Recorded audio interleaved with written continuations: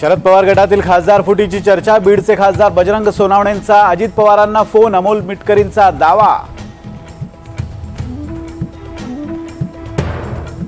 2022 मध्ये बांबू लावणं गरजेचं होतं म्हणून लावला। मुख्यमंत्री एकनाथ शिंदेंचा ठाकरेंना टोला, तर लोकसभा निवडणुकीत चांगलाच बांबू लागला। अंबादास दानवेंचा पलटवार।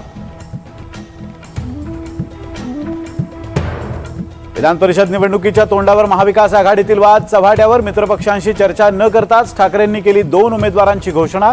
कोकण आणि नाशिकची जागा काँग्रेस लढणार, नाना पटोलेंची माहिती।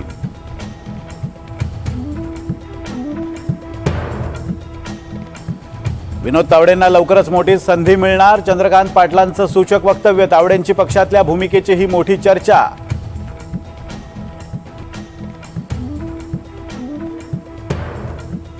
भाजपची पुढील पक्षाध्यक्षाची धुरा कुणाकडे? अध्यक्षपदासाठी विनोद तावडेंसह 4 नावं आघाडीवर।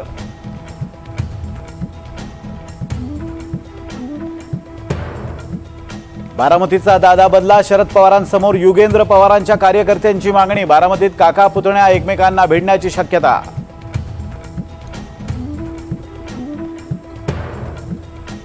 माझ्याशी गोड बोलून काटा काढण्याचा सरकारचा डाव, मनोज जरांगेंचा आरोप। भेटीसाठी सर्वपक्षीय आमदारांचे प्रयत्न।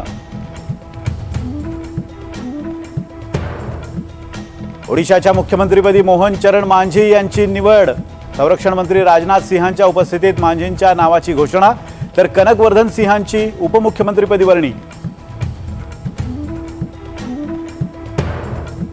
कोस्टल रोडवर प्रवाशांमध्ये संभ्रम, दिशादर्शकावर व्यक्तींची नावं दिल्यानं वाहन चालकांमध्ये संभ्रम। एनडीटीव्ही मराठीच्या बातमीनंतर दिशादर्शक फलक बदलले।